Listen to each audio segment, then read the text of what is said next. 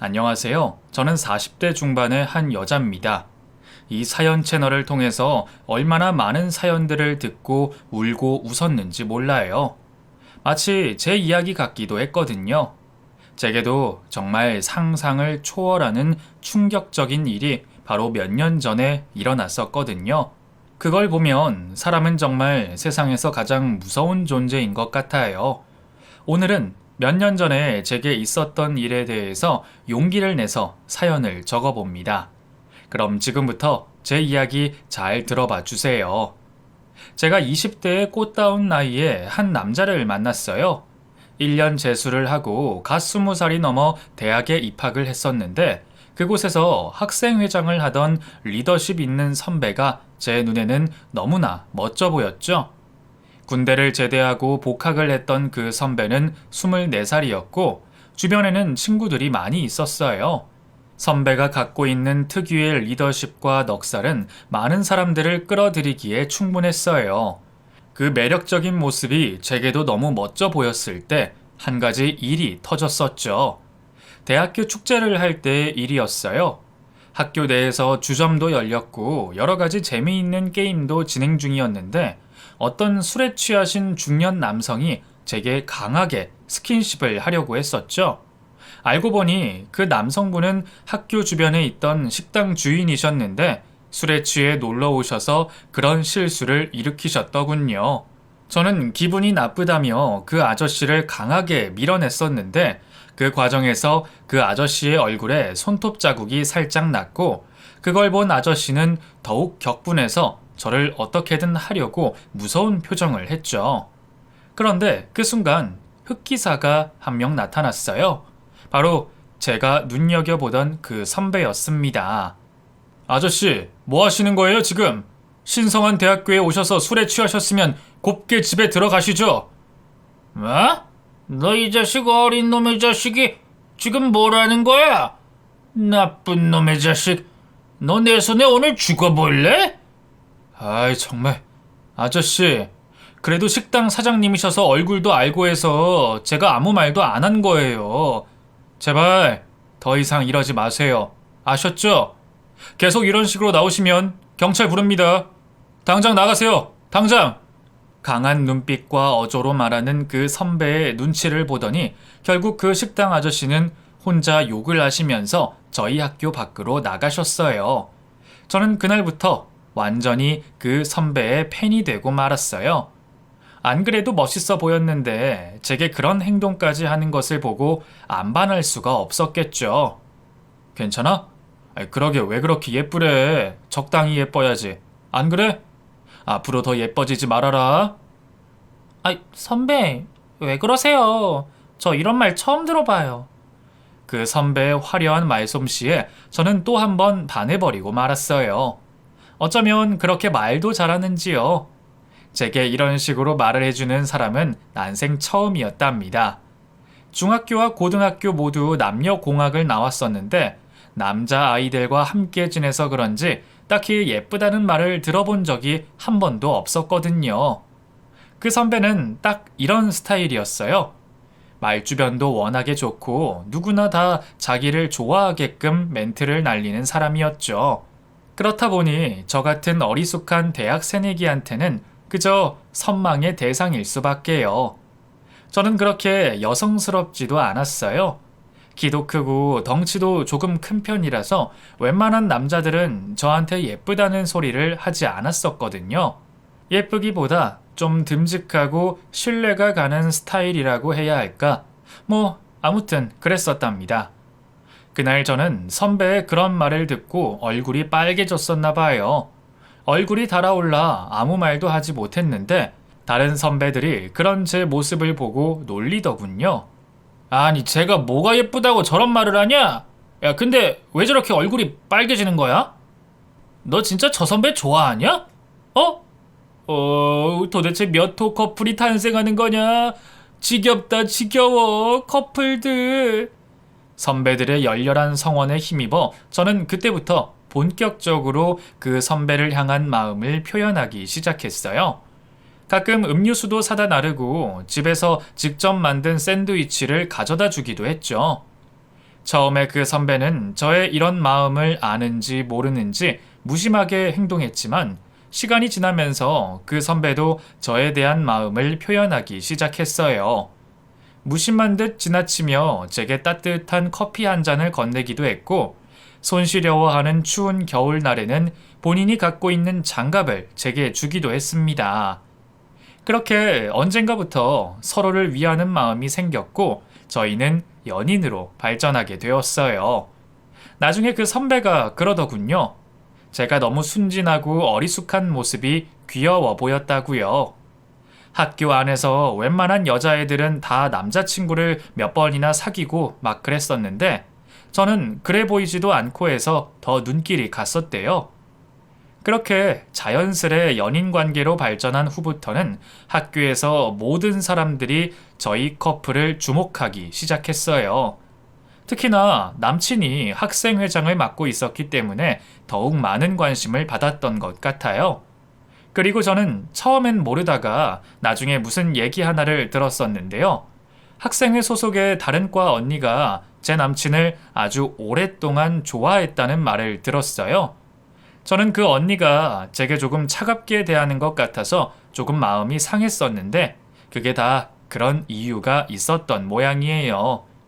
건너 건너 듣게 된 그 언니의 이야기에 여간 신경 쓰이는 게 아니더군요. 야, 서희야, 너 그거 알아? 그 박민주 선배 있잖아. 그 선배가 네 남친 엄청 좋아했대. 야, 그것도 군대 가기 전부터 좋아해서 면회도 가고 그랬다던데? 야, 그거 알았어? 면회까지? 글쎄, 난 몰랐는데 군대 가기 전부터 좋아했으면 진짜 꽤 된 건데.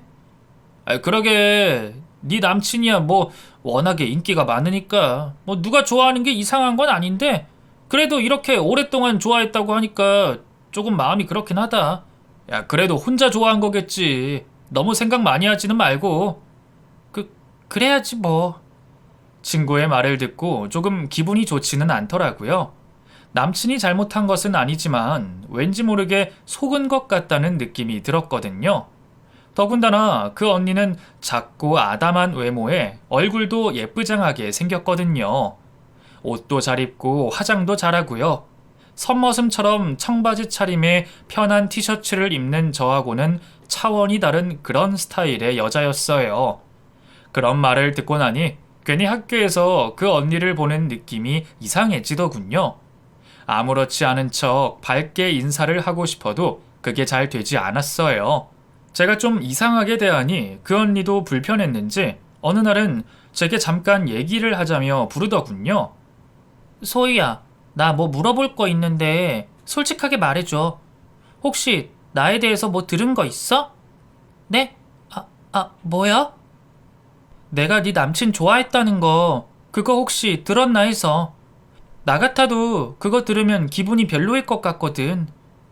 네, 사실 다 들었어요. 오랫동안 좋아하셨다고. 군대 면회도 가고 그러셨다던데.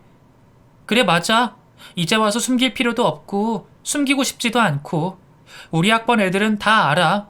내가 걔 좋아하는 거. 소문대로 오랫동안 좋아했고 군대 면회까지 갈 정도로 좋아했어. 근데 걱정 마. 그렇다고 걔랑 불타게 연애를 한 것도 아니었고 그냥 친하게 친구처럼 지낸 거니까. 나 혼자 속 타는 사랑한 거지 뭐. 그러니까 앞으로 너무 신경 쓰지 말고 편하게 대해.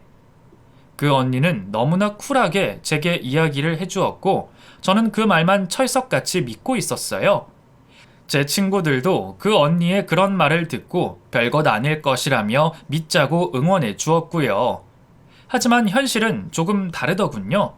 학생회 일을 하면서 학교에서 늦게까지 있는 일이 많던 남친은 저녁 늦게 그 언니와 단둘이 술을 마시고 밥도 함께 먹는 일이 잦았으며 때로는 제게 거짓말까지 했었어요.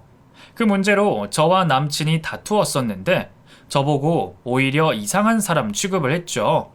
소희야, 우리는 친구야. 정말 오래된 친구. 너도 대학교 친구 있잖아. 우리 대학교 1학년 때부터 4년을 알고 지낸 친구라고. 걔는 나 때문에 2년을 휴학하고 다시 다닌 거고. 깊은 우정 정도로 생각해주면 안 될까? 오빠, 그래도 나는 속상하고 짜증나. 오빠가 다른 여자랑 단둘이 그렇게 있는 거 싫단 말이야. 그것도 오빠를 오래전부터 좋아했던 사람이고. 또 저도 모르게 눈물이 났어요. 질투라는 감정은 이렇게 사람을 작게 만드나 봅니다. 울고 있던 저를 달래주는 남친에게 또 그렇게 화가 풀렸고 저희는 그 사이 어른이 되어 가고 있었어요. 남친과 저는 대학교를 졸업하고 입사 시험을 통해 취업을 하게 되었는데 저는 직장 생활도 채 하기 전에 임신을 하고 말았어요. 그러니까 저는 성인이 된 이후부터 단 한 명의 남자만 알고 지내다가 임신까지 하게 된 거죠. 부랴부랴 양가 집에 인사를 드리고 결혼을 하게 되었는데 저는 시간이 갈수록 임신 당뇨가 심해져서 임신 중독증까지 걸리고 말았어요. 이게 참 무서운 게 살도 많이 찌는 데다가 고혈압 때문에 아이와 산모 모두가 위험한 지경에 이른답니다. 어떻게 겨우겨우 아이는 낳았지만 30kg가 넘게 부른 제 몸은 아이를 낳고 나서도 빠질 생각을 하지 않았어요. 안 그래도 키도 크고 덩치도 있는 편이라서 늘씬한 체형의 남편과 조금 어울리지 않았는데 제 몸이 이 상태가 되고 나니 더욱더 남편과 어울리지 않은 것 같아 자존감이 떨어졌었어요. 남편은 결혼 후에도 뱃살 하나 없이 날씬한 몸을 유지하고 있었고 여전히 주변에 사람들도 많았어요. 직장 생활을 하면서 사내 운동 동호회에 들어갔는데 그곳에서도 늘 인기가 많은 사람으로 통했죠. 자기관리 철저히 하면서 뱃살 하나 없는 그런 남자가 딱 제 남편이었거든요. 솔직히 어디 나가서 아기 아빠라고 하면 믿지 않을 정도의 외모를 갖고 있었답니다. 남편은 주말에도 운동을 해야 한다며 외출하는 일이 잦았고 저는 저대로 아이와 함께 집에만 있는 시간이 많았죠. 안 그래도 아이를 낳으면 감정의 기복이 커져서 우울증을 앓기도 한다는데 남편도 집에 별로 관심을 두지 않는 것 같아 저는 그 당시에 더더욱 우울했던 것 같아요. 몇 년이나 그렇게 보냈는데 시간이 갈수록 남편의 외출은 점점 많아졌답니다. 그리고 남편은 무심한 말투로 제게 살 좀 빼라며 툭툭 던졌었는데 그 말을 듣고 상처를 받기도 여러 번 했었죠. 더욱이 남편의 성격이 워낙에 유쾌하고 말을 잘했었는데 어느 순간부터는 집에 와서 피곤하다며 잠만 자더군요. 그런 남편이 많이 변했다고 느끼던 어느 날 저는 우연히 남편의 카드 영수증을 보게 되었어요. 여성 의류 매장이 적힌 영수증에는 40만 원을 호가하는 금액이 찍혀 있었습니다. 날짜는 지난주였는데 그날 이후 제게는 아무것도 준 것이 없었거든요. 며칠을 더 기다려봤지만 아무 소식이 없는 남편을 향해 물었어요. 저기 여보, 근데 혹시 나 주려고 뭐 샀어? 옷 같은 거. 아니, 옷을 왜 사? 당신 사이즈도 없지 않아? 살을 빼야 뭐라도 좀 맞는 옷을 사주지. 뭐? 당신 정말 옷 산 거 아니야? 나 당신 점퍼 안에서 카드 영수증 봤어. 거기에 여성 의류 매장에서 긁은 영수증 있던데 그건 뭐야? 응? 아, 그거? 저기 그거 그 회사 후배 결혼식 선물로 다들 돈 모아서 산 거야. 내 카드로 긁고 대신 돈 받았지. 그래?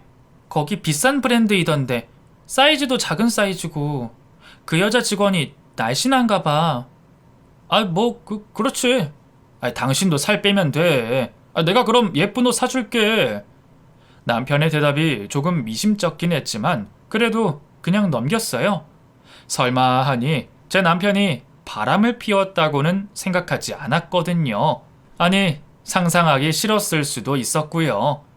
그리고 얼마 후 대학교 동창회를 한다고 다들 나오라고 하더라고요.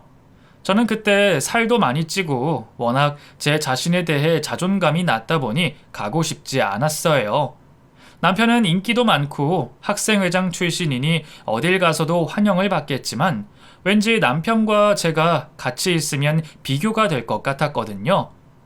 대학교 동창회가 있던 그날 저녁까지도 저는 정말 나가기 싫었어요.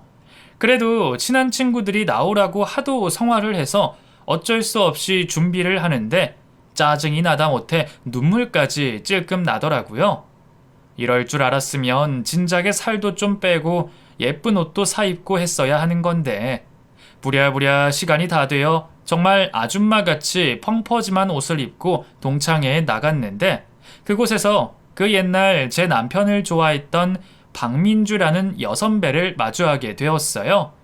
그 선배는 예전에도 그랬듯이 여전히 작고 아담한 사이즈로 자신을 아주 예쁘게 꾸미고 나왔더군요.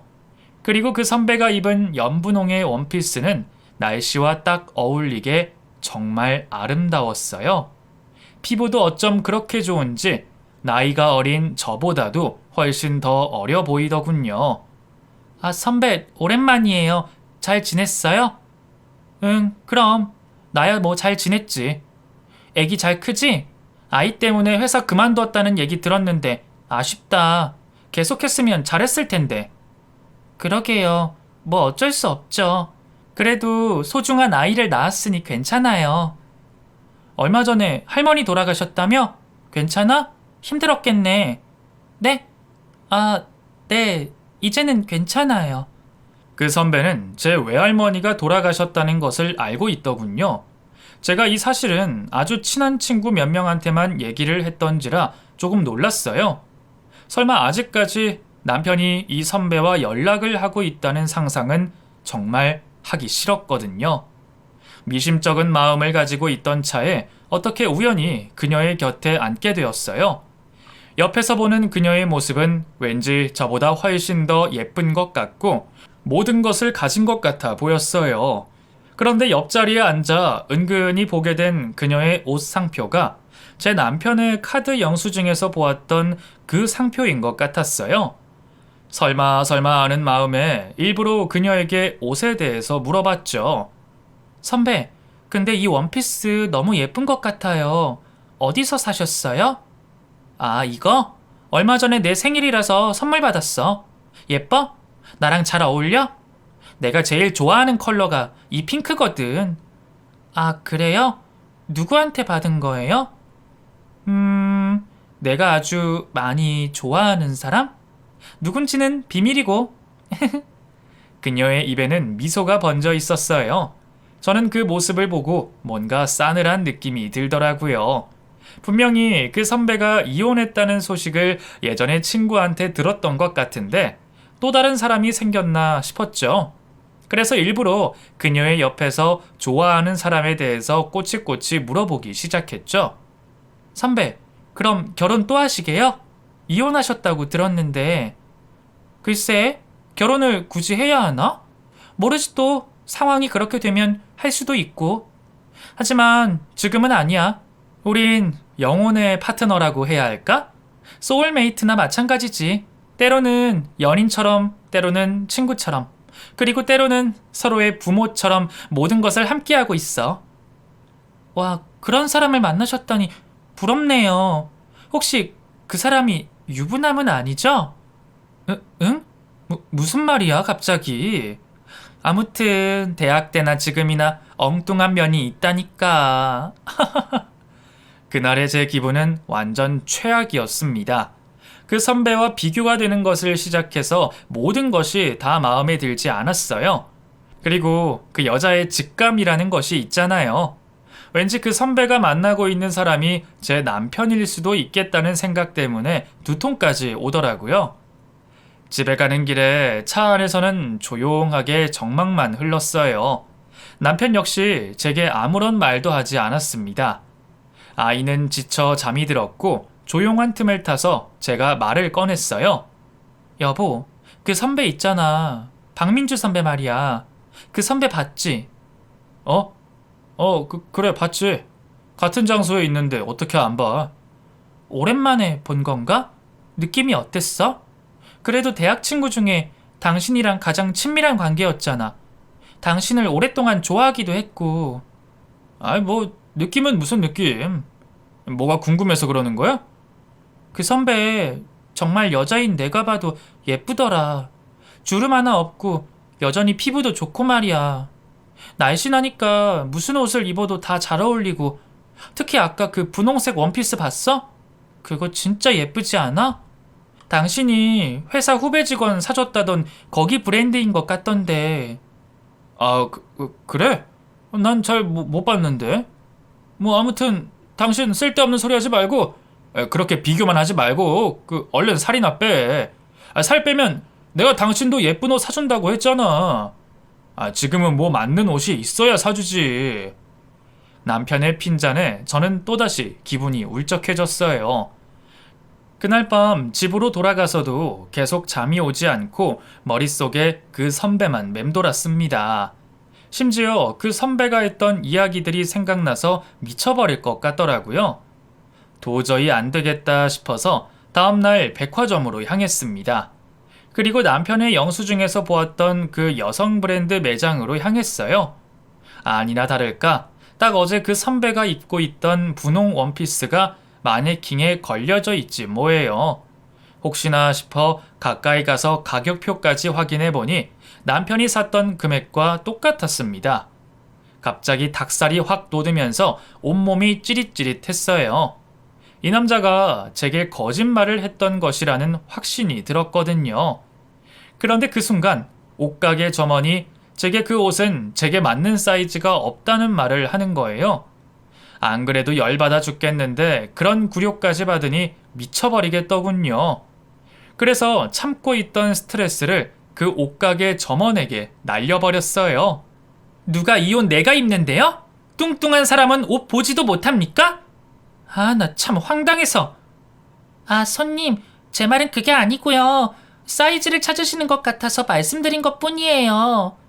기가 막혀서. 당신이 내가 뚱뚱해지는데 도와준 거 있어? 나 분명히 아무 말도 안 하고 구경만 했잖아요. 근데 왜 가만히 있는 사람을 건드리기는?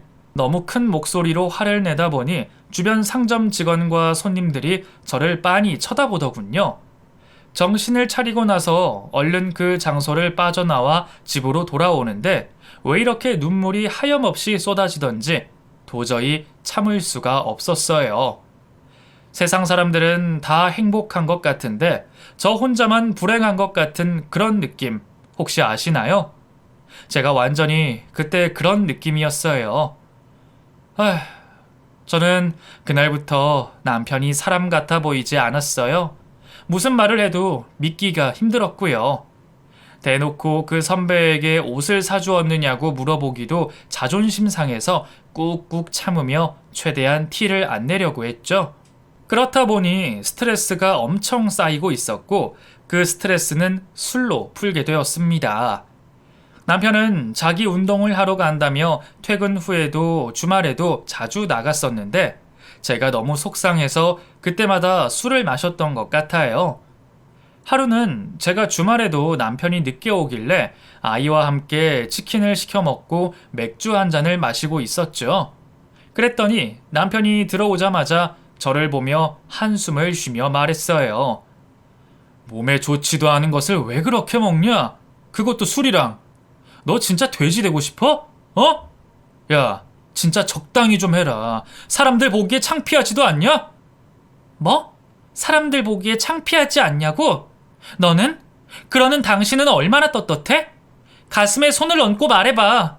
당신 누구 만나는 여자 있지? 그런 거지? 당장 말해. 아니 이 여편네가 정말 이제는 하다하다 의부증까지 있냐?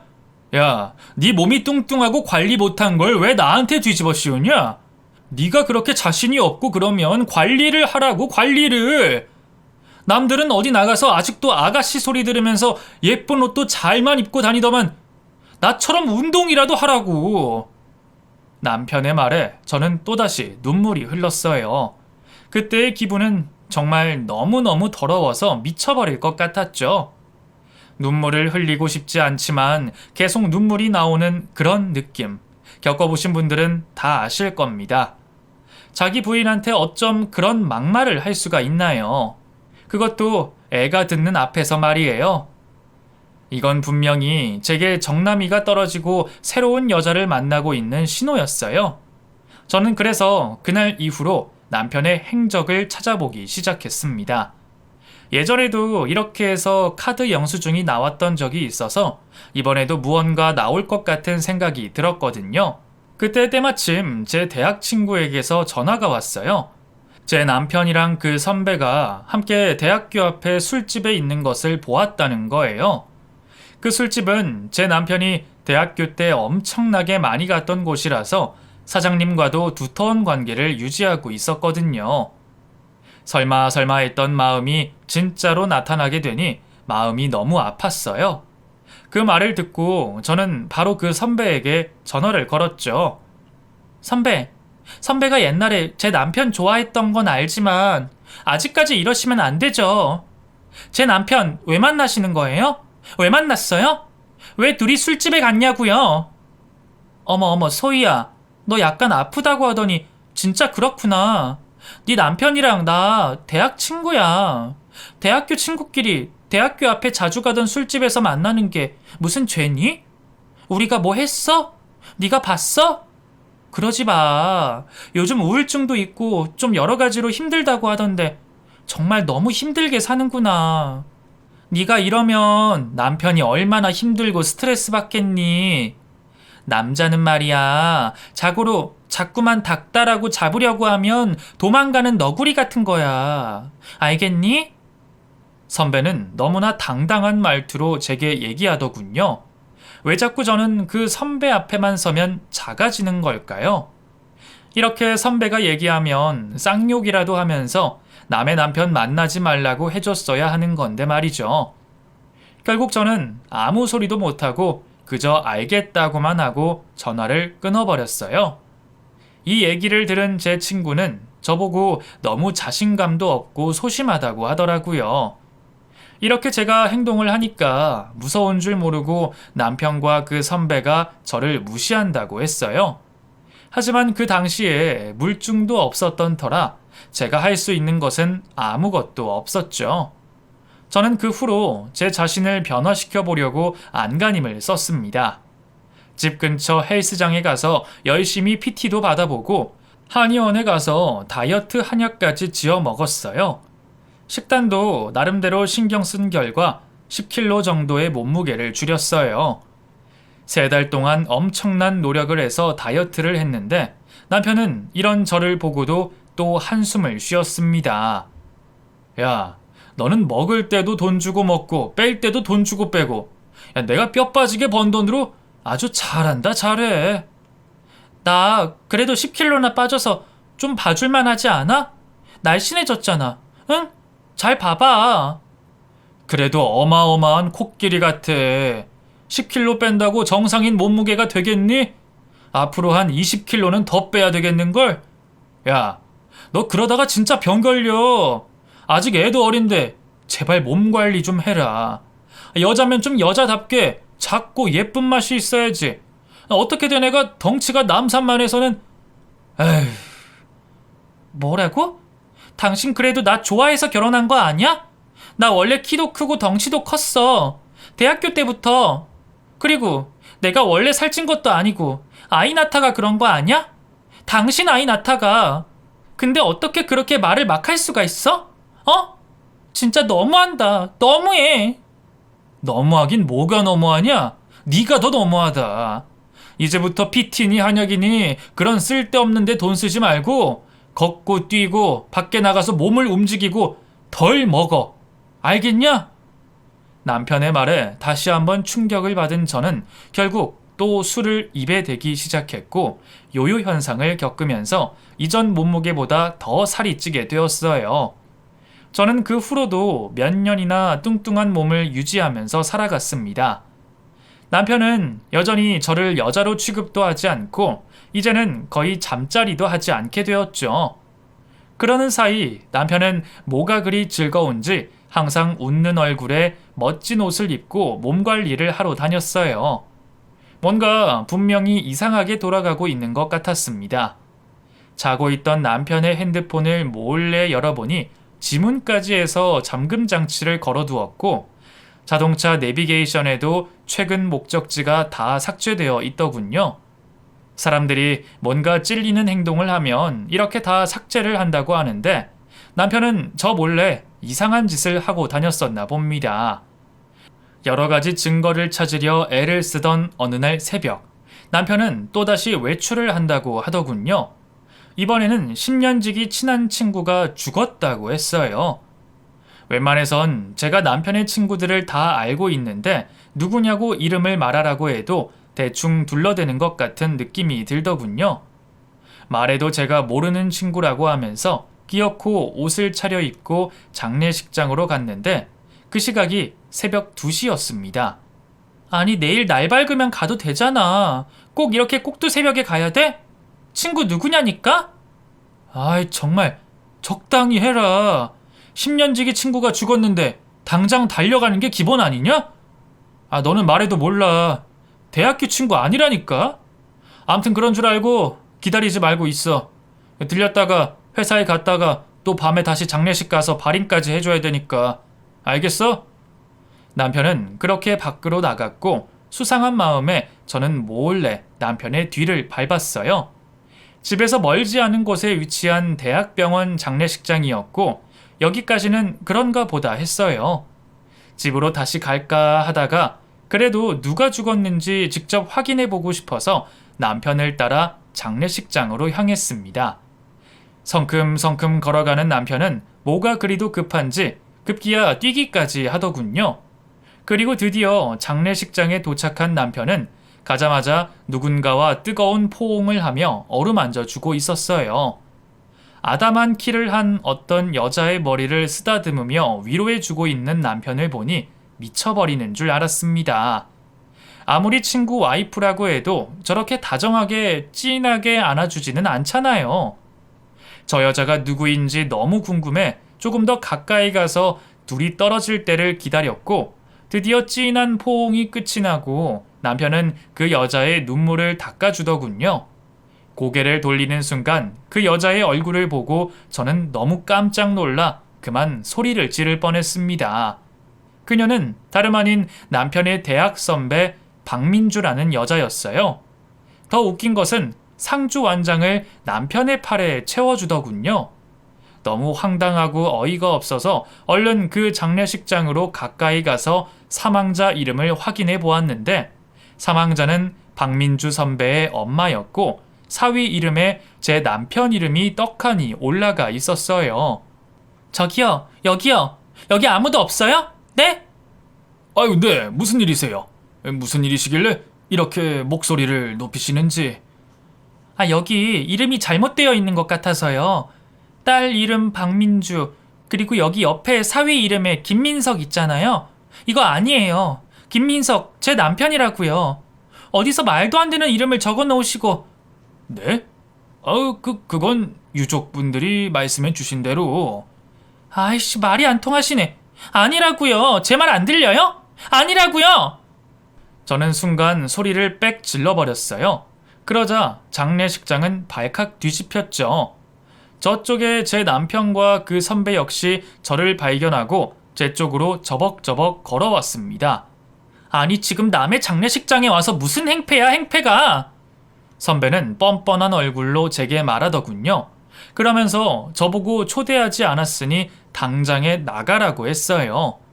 이 장례식장 안에는 초대받은 사람만 들어오는 것이라고 하면서요. 저는 너무 황당해서 말했죠.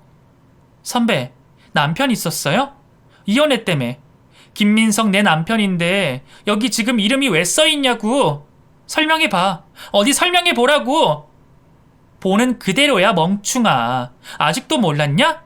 민석이 나랑 거의 부부로 산지 10년이 다 됐다고. 10년. 너랑 곧 정리할 거니까 조금만 기다려.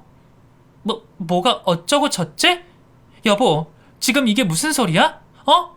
지금 이게 다 무슨 소리냐고. 아니, 그게 말이야. 일단 여기 장례식장이니까 소란 피우지 말고 나가서 얘기하자. 나가서. 나가긴 뭘 나가, 이 미친 인간아. 어디서 뚫린 주둥아리라고 함부로 놀려? 저는 철썩하는 소리가 나도록 남편의 뺨을 후려 갈겼습니다. 저 여자 선배 말대로라면 제가 결혼한 지 이제 12년이 되었으니 그런 남편은 결혼하고 2년 만에 저 선배랑 부부처럼 지냈다는 거잖아요. 그걸 생각하니 오장육부가 다 뒤틀리는 것 같았어요. 아이씨, 진짜 밖에 나가서 얘기하자니까. 아니, 무식하게 이게 뭐 하는 짓이야? 여기 장례식장이라고, 장례식장. 사람이 매너가 있어야지. 해도 정말 너무한 거 아니야? 뭐? 무식, 매너? 너네는 그럼 매너 있고 유식해서 이딴 짐승 같은 짓을 벌이냐? 니네 도대체 뭐 하는 놈들이야? 이런 쓰레기 같은 놈들. 어디서 버젓이 여기서 상주 행세를 해? 이거 니네 가족들도 아냐? 남의 남자 데려와서 버젓이 상주 자리에 앉혀놓는 거, 이거 말이 되는 거냐고. 남편은 저를 막무가내로 잡아 끌기 시작했어요. 장례식장은 이미 발칵 뒤집혀 버렸고, 선배는 저를 약간 정신 나간 여자로 사람들한테 말을 했습니다. 거의 반강제로 끌려 나오다시피 한 저는 남편에게 기가 막힌 소리를 들었어요. 당장 가. 다시는 나 찾지 마. 알았냐? 내가 어찌어찌해서 너랑 엮였는지는 모르겠지만 어쨌든 우리는 끝났어. 이미 진작에. 그동안 애기가 어리고 해서 말 못하고 있었는데 오늘로써 확실히 알았으니 다행이라고 생각해. 너랑 사는 지옥보다 민주랑 사는 천국을 택할 거야. 나 진정한 사랑이 민주였다는 걸 깨달았어. 뚫린 입이라고 어디서 이게. 너 정말 내 손에 죽어볼래? 죽어볼 거냐고. 저는 남편의 멱살을 잡고 주먹으로 얼굴 쪽을 막 때렸는데 장례식장에 있던 경비원 분들이 오셔서 저희의 싸움을 말리셨어요. 그리고는 잠시 후 남편이 저를 모른다고 하면서 이 장례식장에 와서 행패를 부린다고 제발 쫓아내달라고 말을 했고, 저는 아주 비참하게 장례식장 밖을 나올 수밖에 없었습니다. 무슨 이런 황당한 경우가 다 있는지 기가 막혀서 말이 다 안 나오더군요. 그때 시간이 새벽 4시쯤, 집에 아이는 자고 있고 남편은 이곳에서 다른 여자의 남편 행세를 하고 있고, 아주 제가 제정신일 수가 없는 상황이었어요. 눈물이 막 주룩주룩 흘렀고 다시 뛰어들어가서 난장판을 만들어 놓고 싶었지만 경비원들이 저를 지켜보고 있었고, 그 안에 있던 다른 장례식을 치르는 사람들도 저를 이상한 눈빛으로 쳐다봐서 더 이상은 들어갈 수가 없었어요. 앞에 있던 택시를 잡아 집으로 다시 돌아오는데 얼마나 눈물이 흐르던지 택시기사 아저씨께서 각티슈 한 통을 전부 제게 주실 정도였습니다. 집으로 돌아온 저는 손과 발이 막 벌벌 떨리고 식은땀까지 나와서 어떻게 할 수가 없었어요. 아무것도 보이지도 않고 이대로라면 잠시 후에 깨어날 아이 학교도 제대로 보내지 못하겠더군요. 어쩔 수 없이 급한 마음에 친한 친구에게 전화를 걸어 도와달라고 사정을 했고, 1시간 뒤 친구가 헐레벌떡 저희 집으로 와주었습니다.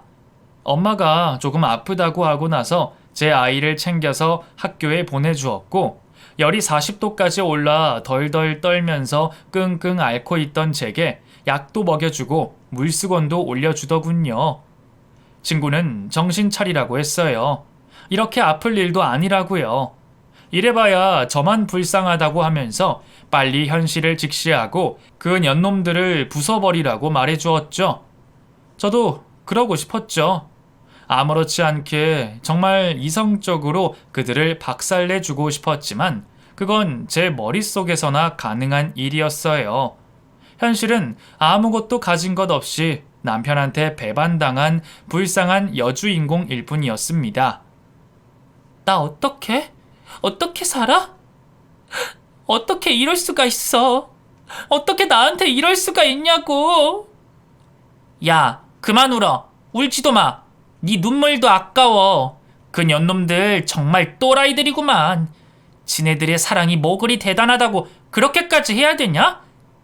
와, 정말 사람이 무섭다. 귀신보다 사람이 훨씬 더 무서워. 너 하루라도 빨리 정신 차리고 아이랑 앞으로 잘 살 생각이나 해. 그게 저 년놈들 복수하는 길이야. 알았어? 저런 쓰레기들 확실하게 박살내버리고 멋지게 살아야 된다고. 나 못해. 못한다고. 어떻게 해야 돼? 나 못해. 내가 도와줄게. 걱정하지 마. 그것들 일부러 지네 엄마 죽은 거 대학 동기들 하나도 안 부른 꼬라지 보니까 뭔가 캥기기는 한가 보지. 나만 믿어. 내가 도와줄게. 내가 모른 척하고 장례식장 가서 다 증거 남겨오고 동창생들한테 싹 다 알려버릴 거니까 그런 줄 알아. 남한테 피눈물 나게 하고 어디 잘 살 수 있을 것 같아? 두고 봐라, 이 나쁜 것들. 친구는 저를 적극적으로 도와준다고 했고 그 뒤로 장례식장도 찾아갔었더군요. 그래서 그곳에서 상주 행세를 하고 있는 남편의 사진도 다 찍어왔고 둘이 다정하게 건물 뒤편에서 끌어안고 있는 모습도 포착을 했어요. 동창생들에게 그 선배의 엄마 부고를 모두 알린 뒤 일부러 장례식장에 찾아가게 한 뒤 그 둘의 너저분한 사생활을 모두 알게 한 것도 친구가 해준 일이랍니다. 그 친구가 없었다면 저는 어떻게 되었을지 지금 생각해도 끔찍하네요. 막상 그런 일이 닥쳐보니 정말 아무것도 할 수가 없더라고요. 영화 속의 주인공처럼 하나하나 증거들을 찾아 풀어내는 일은 현실에서는 하기 힘들었어요. 더욱이 아이까지 있는 상황이라면 더더욱 하기 힘들고요. 바보같이 당하고 있을 뻔했던 저 대신 친구가 나서준 덕분에 이혼도 하게 되었고 유책 배우자와 상간녀에 대한 소송도 걸어 위자료도 받을 수 있었어요. 물론 아이 양육권도 제가 가지고 오게 되었고요. 남편은 장례식장이 끝나자마자 짐을 싸들고 그 상간녀와 떠났습니다. 저와 이혼을 할 때만 법원에서 만났고 어디서 무얼 하고 사는지도 몰라요. 제가 묻는 말에 대답도 안 하고 저를 사람으로 거들떠보지도 않았거든요. 죄를 짓고도 어떻게 그렇게 적반하장으로 뻔뻔한 건지 모르겠습니다. 저는 돈을 주고 하라고 해도 못할 짓인데 말이에요. 그 사건 이후로 동창생들 사이에서는 모든 소문이 다 파다하게 퍼졌고 제가 걱정이 된다며 몇몇 사람들에게서 전화도 왔어요. 하나같이 하는 얘기들은 지난 몇 년간 제 남편과 그 상간녀가 다정하게 있는 모습을 본 적이 있다는 얘기였는데요. 제게 말도 안 하고 나갔던 동창회 모임에서는 그 둘이 술집에서 중간에 사라져버려서 한참을 찾았다는 말도 있더군요. 아이를 낳고 나서 동창회에 한번 나간 이후로 저는 짜증이 나서 한 번도 가지 않았었거든요. 저는 아이와 함께 새 출발을 해야 했습니다.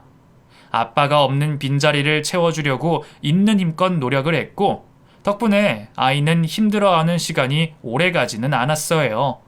하지만 그래도 심리 상담을 받으면서 안정이 되는 시간이 필요하더군요. 이혼이라는 것은 이렇게 모든 사람들을 힘들게 만드는 일이랍니다. 아이가 이렇게 마음이 아플 때에도 남편은 단 한 번도 아이를 보러 오지 않았어요.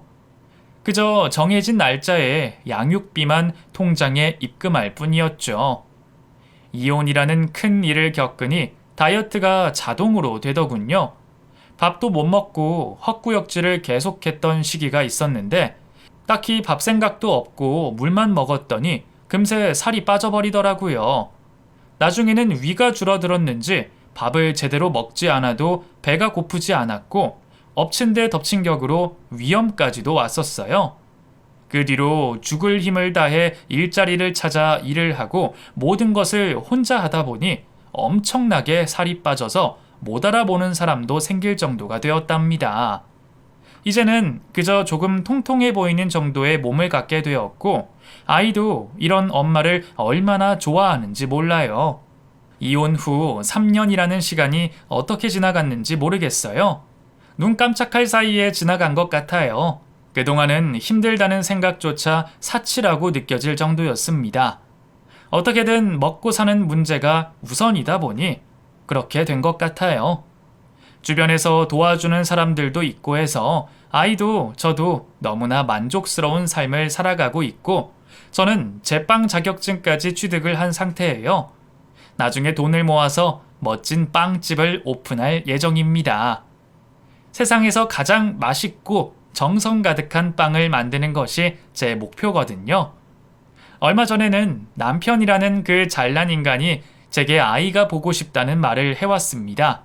그러면서 저보고 살이 빠져서 예뻐 보인다며 수작을 부리더군요. 요즘 당신 너무 예뻐진 거 아니야? 혹시 뭐 남자라도 생겼어? 뭐? 그걸 당신이 왜 궁금해해? 나는 뭐 살 빠지면 안 되냐? 아니 뭐 그게 아니라 뭐 애한테 혹시 안 좋은 영향이 갈까봐 하는 소리지. 우리 애가 뭐라고 생각하겠어. 엄마가 다른 남자랑 만나면.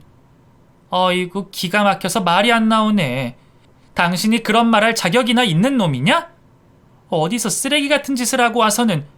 너 그년한테서 버림받았다는 소리 내가 다 들었거든. 거기서 비빌 곳 없으니까 괜히 여기 와서 다시 찝적대거나 하려는 모양인데 내 앞에 얼씬거리기만 해봐. 이번에는 가만 안 둬. 청소기로 다 밀어버릴 테니까 그런 줄 알아. 알았어? 소문에 듣자 하니 상간녀에게 돈이 많은 새로운 총각 남친이 생기는 바람에 제 남편은 처참히 버려졌다고 들었어요.